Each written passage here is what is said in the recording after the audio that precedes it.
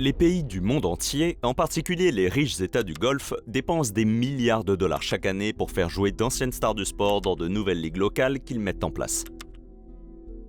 Ces pays ne sont pas étrangers aux dépenses somptueuses et souvent mal planifiées. Mais contrairement aux gratte-ciel et aux bâtiments aux formes géantes dans le désert, la logique économique de dépenser des pétrodollars fondamentalement limitée pour quelqu'un qui sait bien tirer un ballon est encore plus difficile à comprendre.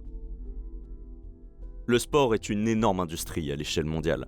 L'industrie sportive aux États-Unis engendre à elle seule plus de production économique que toutes les économies mondiales cumulées, à l'exception des 70 plus grandes. Mais c'est aussi simplement du divertissement, et ce n'est pas une industrie prévisible ou fiable sur laquelle construire une économie. Des événements sportifs majeurs comme les Jeux Olympiques et même la Coupe du Monde n'ont pas réussi à générer des résultats économiques positifs pour les pays qui les ont organisés.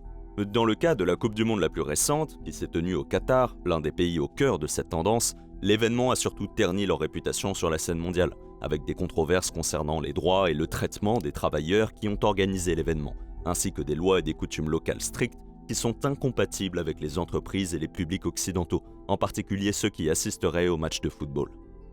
Même les pays qui ont une longue histoire et une forte connexion culturelle avec les sports mondialement connus, comme la Première Ligue anglaise, ont du mal à maintenir des équipes rentables. Les États du Golfe doivent diversifier leurs économies afin de ne pas devenir dépendants d'une ressource limitée dont le prix fluctue chaque jour sur les marchés mondiaux, et c'est une démarche positive de les voir faire des efforts en ce sens. Cependant, payer des milliards de dollars au-dessus des prix du marché pour devenir le pays hôte d'événements sportifs qui peinent à générer des bénéfices n'est qu'une stratégie tout au mieux discutable. De manière réaliste, il serait beaucoup plus logique que cet argent soit dépensé pour développer d'autres industries qui pourraient remplacer à long terme le pétrole et le gaz, ou du moins qu'il soit investi dans un fonds souverain qui réalise des investissements à faible risque pour fournir des revenus au pays à l'avenir. Il est difficile pour les observateurs rationnels extérieurs de regarder ces décisions et de penser qu'il s'agit d'autre chose qu'un caprice de dictateur ayant une cervelle peu développée, qui aime vraiment le golf, la Formule 1 et le football, et qui utilise ces montagnes incontestées de pétrodollars pour acheter ses propres jouets personnels. Bien sûr, c'est une réelle possibilité, et parfois le rôle d'un économiste consiste à justifier les mauvaises décisions des personnes au pouvoir avec des projections excessivement généreuses.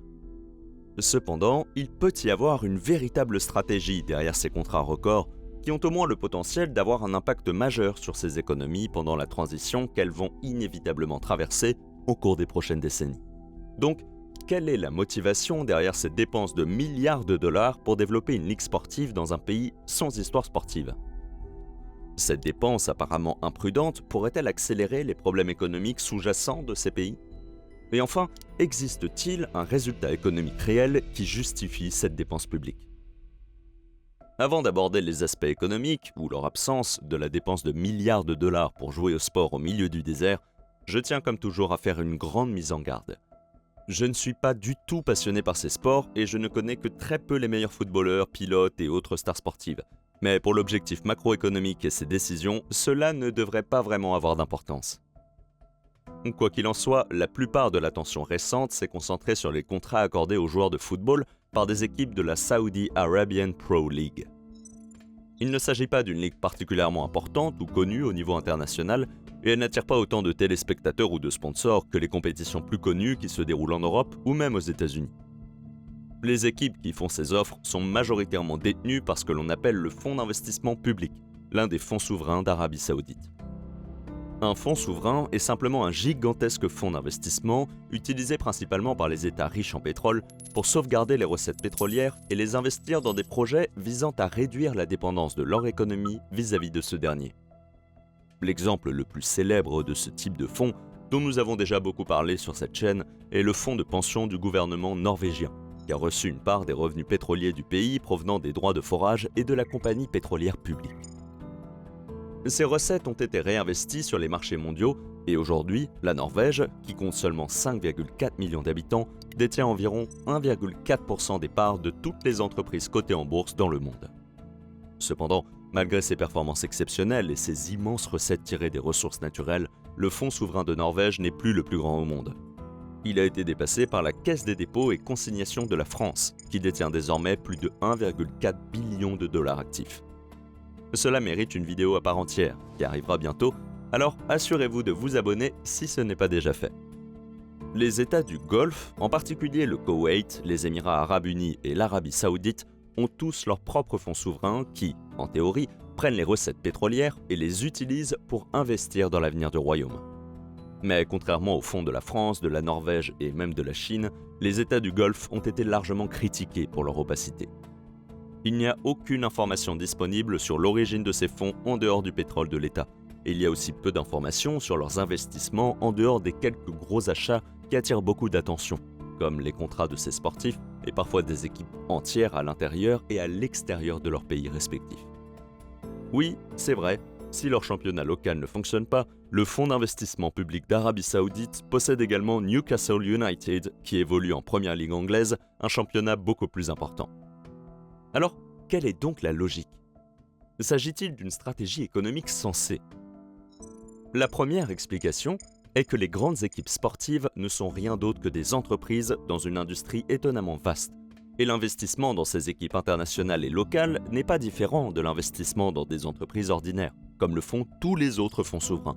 La seule raison pour laquelle l'Arabie Saoudite ou le Qatar, versant des sommes importantes à des footballeurs et des golfeurs, diffèrent de la Norvège achetant des actions d'Apple, est que les gens ordinaires s'intéressent davantage aux stars et aux équipes sportives qu'aux titres financiers. Cet effet est renforcé par le fait que les gens sont moins à l'aise avec des pays qui n'ont pas le meilleur bilan en matière de droits de l'homme et qui prennent le contrôle de personnalités nationales bien aimées. Mais même en mettant cela de côté, les équipes sportives ne sont pas des investissements fantastiques. Beaucoup d'entre elles sont gérées à perte par des personnes extrêmement riches qui veulent simplement posséder quelque chose qu'elles ont apprécié pendant leur enfance. Et toutes les autres équipes contre lesquelles elles sont en concurrence sont également soumises à des pressions similaires. Elles sont peut-être des entreprises comme les autres, mais ce sont généralement de mauvais investissements, et les gestionnaires de fonds souverains le savent. Heureusement, lorsqu'un fonds d'investissement et l'économie nationale sont aussi étroitement liés qu'ils le sont dans les États du Golfe, il n'est pas forcément important que ces rendements soient perçus directement par le biais de l'investissement lui-même. L'objectif déclaré de ces fonds est de diversifier les revenus nationaux au-delà des recettes tirées des ressources naturelles. Et cela s'obtient au mieux en développant des industries locales. Tout comme les méga-projets que ces pays construisent dans le désert n'ont pas de sens individuellement, ces équipes sportives pourraient, du moins théoriquement, faire partie d'un effort majeur pour attirer les touristes et les entreprises internationales.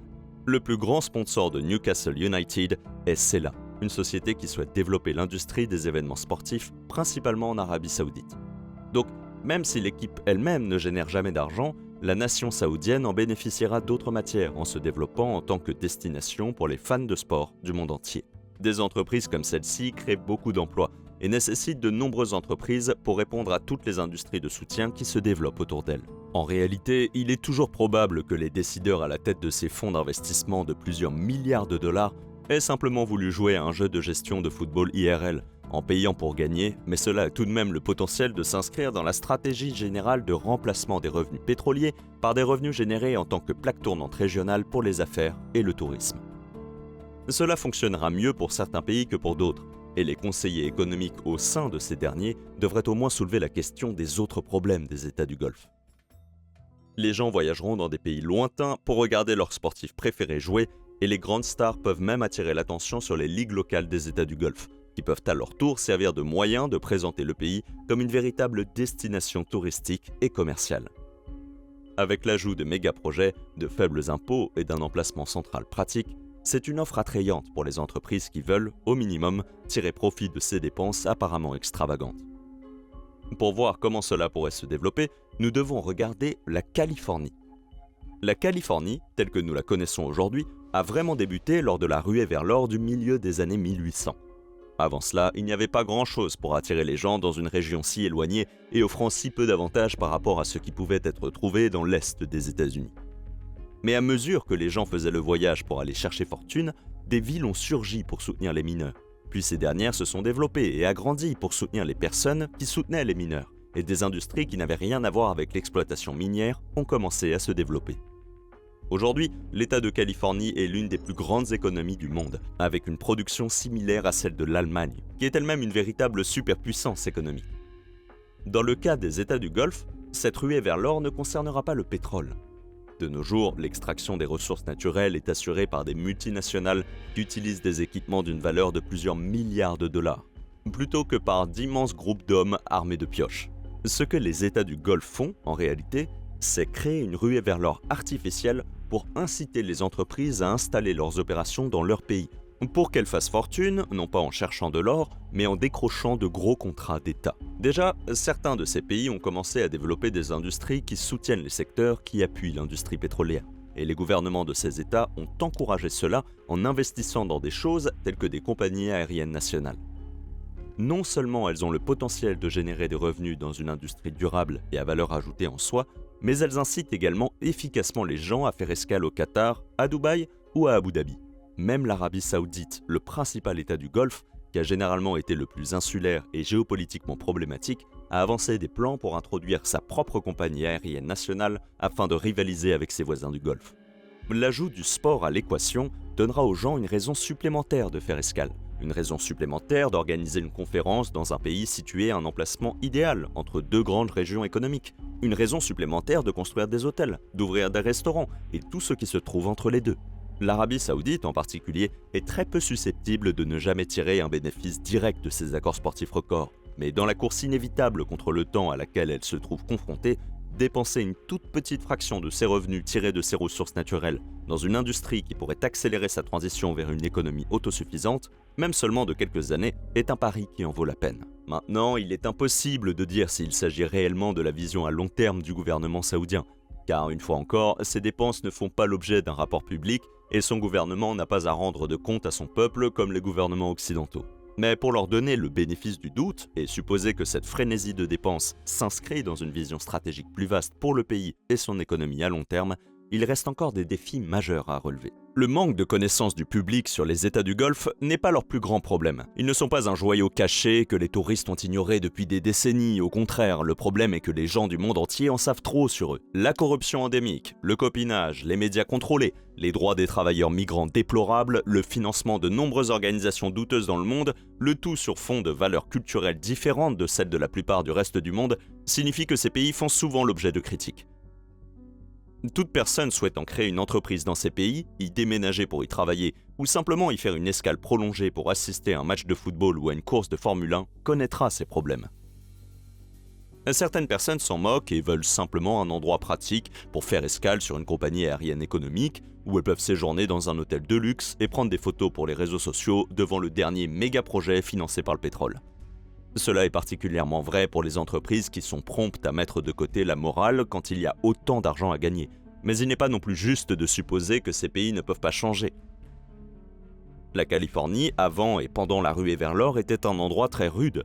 D'autres pays, comme Singapour, modèle que ces États tentent d'imiter, étaient également loin d'être un endroit idéal pour la plupart des industries mondiales. Ils présentaient bon nombre des mêmes défis et des mêmes problèmes que ces pays aujourd'hui. Pourtant, lorsque les gens pensent à Singapour, ils pensent principalement à une ville métropolitaine sûre, propre, sans tenir vraiment compte de ses lois inhabituelles, ni du fait que son gouvernement règne pratiquement sans contestation depuis les 40 dernières années. Une mauvaise image publique ralentira ces pays, mais elle ne suffira pas à les empêcher de devenir des centres avancés de valeur ajoutée, et c'est probablement une bonne chose. Isoler les pays et refuser de dialoguer avec eux en raison de problèmes nationaux ne fera que provoquer de l'isolationnisme, ce qui, à long terme, ne fera probablement qu'aggraver les problèmes. Et peut-être même de donner à ces pays l'occasion d'être exposés à certaines critiques constructives. Les problèmes liés à la main-d'œuvre migrante n'auraient pas attiré l'attention qu'ils suscitent actuellement dans la Coupe du Monde au Qatar, ni le conflit au Yémen sans la Formule 1 en Arabie Saoudite. Si ces pays veulent que ces investissements fonctionnent et s'ouvrir au monde, ils devront aborder ces problèmes. Sinon, ils continueront à accumuler leurs richesses pétrolières et à rester bloqués dans leurs anciennes habitudes. Certes, les gens n'apprécieront peut-être pas qu'on leur retire leur vedette sportive préférée, mais c'est sans doute un petit prix à payer pour que ces pays puissent devenir des membres développés du monde moderne. L'utilisation du sport à cette fin n'est pas nouvelle. Des événements sportifs internationaux ont été organisés dans des pays où les droits de l'homme n'étaient pas respectés depuis le début de l'existence même de ces derniers. Les pays en développement, et oui, il faut le dire, autoritaires, ont toujours utilisé les grands événements sportifs pour montrer leur pays et leur peuple sur la scène mondiale et pour masquer leurs problèmes sous de grandes festivités clinquantes. C'est une pratique tellement courante qu'elle a son propre nom, le sports washing. Mais au cours des dernières décennies, cela est devenu encore plus prononcé grâce à une tendance mondiale plus importante. Aucune économie dans le monde aujourd'hui ne peut être une île. La seule qui s'en rapproche est celle des États-Unis, qui bénéficient toujours énormément du commerce mondial, des transferts de compétences mondiaux, de l'investissement mondial et des voyages mondiaux. Des pays comme les États du Golfe, qu'ils le reconnaissent ouvertement ou non, doivent leur prospérité récente à la mondialisation. Les compétences mondiales leur ont permis d'établir des installations d'extraction de pétrole de classe internationale. L'investissement mondial les a financés. Le commerce mondial leur a permis d'exporter leur énergie dans le monde entier. Et la migration mondiale leur a permis de transformer cet argent en grandes villes scintillantes dans le désert et même de s'impliquer dans le monde du sport. Jusqu'à présent, leur réputation internationale n'a pas vraiment eu d'importance, parce que le pétrole est une marchandise fongible et que la plupart des gens ignorent d'où provient le carburant qu'ils mettent dans leur voiture. Il existe des cas rares où les exportations de ressources naturelles peuvent être sanctionnées, mais les pays doivent généralement commettre de graves erreurs pour que cela pose problème. D'autres industries mondiales dépendent davantage de cette perception, et à mesure que le monde réévalue les chaînes d'approvisionnement mondiales complexes avec des rivaux potentiels, des lignes sont tracées à travers le monde et les pays qui ont tiré des bénéfices des deux côtés doivent maintenir ce statu quo à tout prix. Plus de gens prêtent attention au sport qu'aux accords commerciaux et aux négociations politiques mondiales. Avoir une exposition à un public de milliards de personnes peut constituer une menace politique très réelle pour les décideurs. Le coût de ces accords peut sembler fou pour des gens comme vous et moi, mais pour ces pays, c'est un outil marketing précieux qui pourrait au mieux contribuer à sécuriser l'avenir de leur prospérité économique ou, au pire, c'est une police d'assurance politique qui coûte moins de 1% de l'argent qu'ils ont tiré d'une industrie dont ils essaient de se libérer. L'Arabie Saoudite abrite peut-être l'entreprise la plus rentable de l'histoire, mais elle n'est pas viable à terme, et elle n'est rien en comparaison de l'influence d'une autre entreprise apparue dans les premières années d'une économie véritablement mondiale, celle de la compagnie néerlandaise des Indes orientales. Merci d'avoir regardé. Ciao!